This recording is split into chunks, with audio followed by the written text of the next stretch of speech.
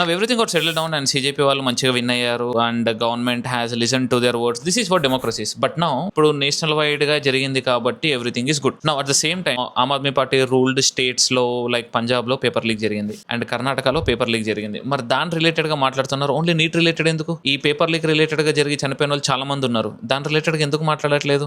రెండోది CJP related గా. And I feel CJP should not be that powerful right now. ఎందుకంటే it's just an Instagram page. Remember, it's just an Instagram page and ఒక representative లాగా ఉన్నారు అంతవరకు గుర్తుపెట్టుకోండి.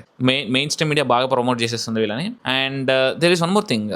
మనం ధర్మేంద్ర ప్రధాన్ని మస్తు తిట్టుకున్నాము, రిజైన్ చేసేసామన్నాము. బట్ బిఫోర్ దాట్ మనోడు కూడా చాలా మంచి విషయాలు చేసిండబ్బా. లైక్ వాట్ చెప్తాను, మనోడి కిందనే పేపర్ లీక్స్ రిలేటెడ్ ఒక చట్టం తీసుకొని వచ్చిండు మనోడే. రెండోది, ఆ major portion of Mughal empire యొక్క హిస్టరీని సిబిఎస్ నుంచి తీసేసి అక్కడ ఆ ప్లేస్ లో ఛత్రపతి శివాజీ అండ్ మహారాణా ప్రతాప్ రిలేటెడ్ గా పెట్టిండు అనమాట. మూడోది, ఎన్సీఆర్టీలో ఇండియన్ సైంటిస్ట్ రిలేటెడ్ గా, మ్యాథమెటిషియన్ రిలేటెడ్ గా, ఉపనిషత్ రిలేటెడ్ గా, విచ్ ఎవర్ రిలేటెడ్ అవన్నీ ఇంక్లూడ్ చేసిండు అనమాట. సిబిఎస్ఈలో ఫస్ట్ టైం ఏ స్టూడెంట్ కి నీకు ఏ సబ్జెక్ట్ కావాలో సెలెక్ట్ చేసుకుని ఆప్షన్ ఇచ్చిండు ధర్మేంద్ర ప్రధాన్. ఓకే, స్మృతి ఇరానీ ఏమీ లేదు, బొచ్చు అన్ని సంవత్సరాలు ఉంది, మరి ఏమైనా ఇచ్చిందా? లేదు. అండ్ మన ఇండియాస్ ఓల్డెస్ట్ ప్రపంచంలోని the first university Nalanda university మళ్ళీ రీబిల్డ్ చేసిండు. అది these are some of the good things that he has done. Yeah, paper related గా ఎంత మాట్లాడినా కానీ బ్యాడ్ థింగ్స్ కాకుండా గుడ్ థింగ్స్ కూడా మనం తెలుసుకోవాలి. So yeah.